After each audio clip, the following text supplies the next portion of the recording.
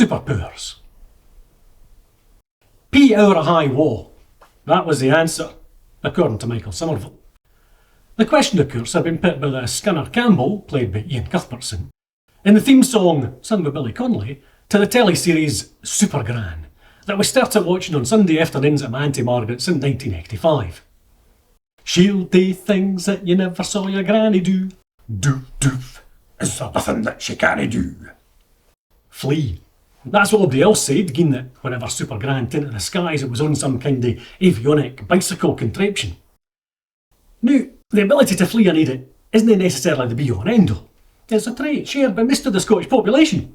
Heck, our bairns even sing songs in memory of that pair first craw who couldn't flee at all. But when it comes to superpowers and a straightforward question as to whether there is indeed nothing that Supergran can't do, flee seemed like the obvious answer. Then again, just because the special effects budget was limited to a trampoline to make her do big jumps, doesn't mean to say for definite that she couldn't flee if she wanted to. So supposing you give her the benefit of the doubt on the fleeing, you'd have to surmise that Michael was probably right. If there was one thing Supergran couldn't do, it was pee hour a high war.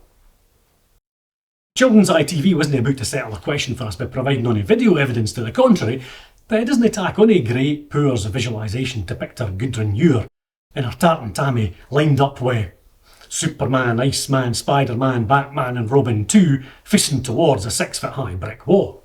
Oh aye, and B.A. Baracus is there as well. You hear a jingle of gold jewellery and a zip going down. And there's a shuffling of spandex as the rest of them come to terms with the limitations of their supersuits and maybe start to question the utility of having their scants on the outside. But Irene are fixed on the old wifey. She shimmies out her drawers and, as they drap down to her ankles, she wheels up the front of her skirt, leans back, clenches her bum cheeks, tacks aim, and no matter how many kegels she's done, you can tell she's going to struggle. To give her due, Supergran herself never claimed she could flee, let alone pee hour a high war. It only came up because of the Skinner Campbell's question. And he'd every right to be Skinner, because he got his arse haunted to tell on a plate by Supergran every week. Though Supergran didn't make any claims about her powers, the same couldn't be said for my Auntie Margaret. She made some grand claims, and it turned out she had some unconventional superpowers on her own.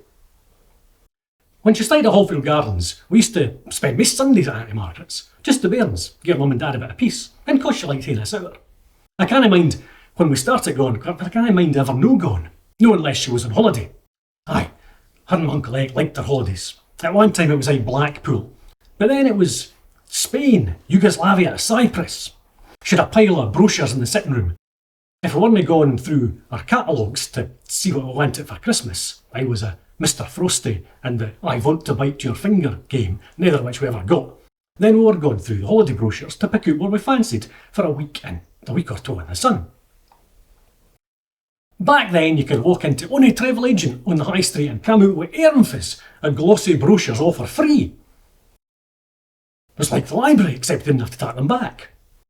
And in cold winter months, you could lie on the rug in front of the fireplace, getting toasted down the one side, whilst flicking through pictures of balconies, beaches and swimming pools in Mallorca, Majorca, Minorca, Menorca, Magaluf and Torremolinos. To tell you the truth, it was all much of a muchness really, until you got to the nudie resorts.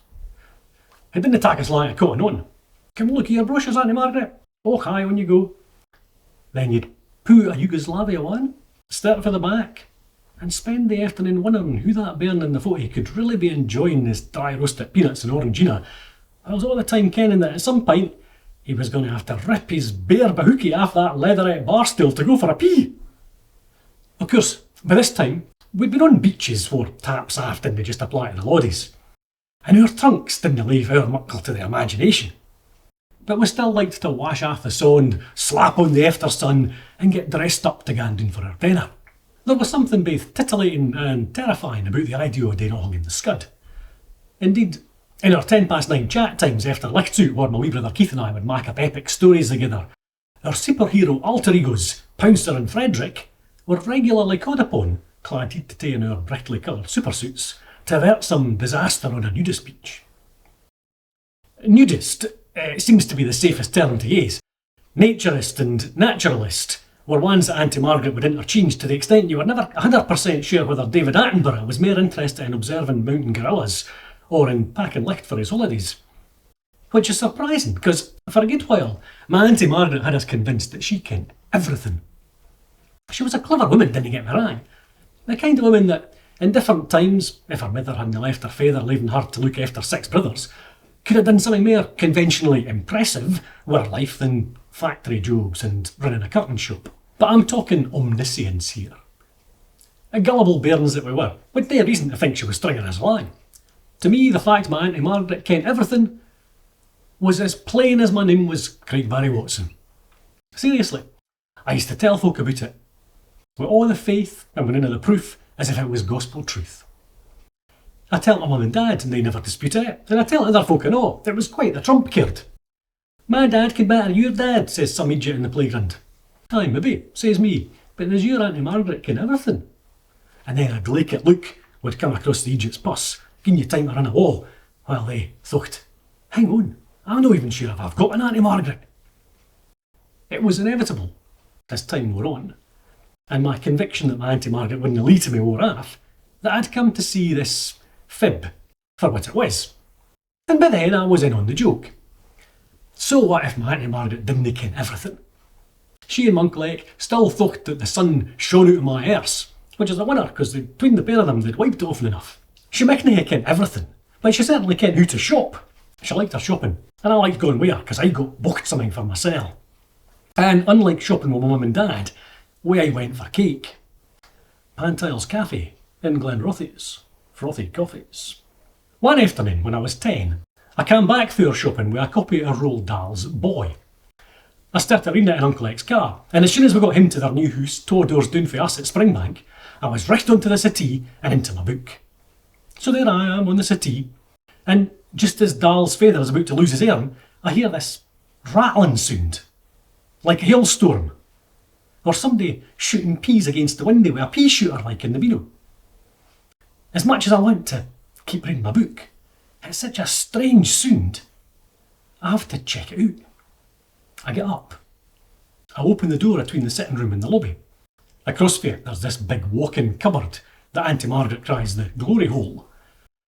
The door's wide open.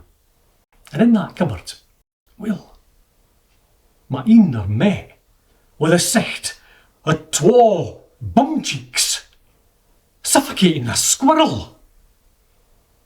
It takes a bit before it dawns on me that this is my Auntie Margaret, her skirt hoiked up round her waist, and here she is, expertly aiming a stream of pish into a yellow basin on the flare between her legs. What can I do but sit back down and open my book? I can't concentrate on the words for wondering whether she saw me or heard me, or supposing she had, whether she'd even let on. And I ken that none of Quentin Blake's illustrations is going to supplant what I've just seen. No holiday brochure has prepared me for this. My heart's racing. I hear Auntie Margaret go and bend the scullery, rinse out the basin, and put it back in the sink. Then the toilet flushes upstairs where my Uncle Eck's been taking his time over a joby. It'd be another 35 years before I'd see his bare arse. Got my one chance to wipe it in the week before he died. I tell him I was just pining back for all the times he'd done mine. So, Eck came down the stair, Margaret comes back into the sitting room, and there's me, kidding on to read, macking like nothing's happened. And that was that. About 4 years after the glory hole incident, I was working with my Auntie Margaret as the Saturday boy in the curtain shop. So far as curtains and bedding went, she did ken everything. Oh no, I heard her saying to Jeanette that often, when Eck was taking her lying in the bathroom, she'd had to go in the basin. She clearly had plenty of practice. All the years of living in houses with just the one lavvy. We didn't watch much Supergran after Auntie Margaret moved to Springbank, but if it came to a pishing competition between the pair of them, I ken which one I'd have put my money on.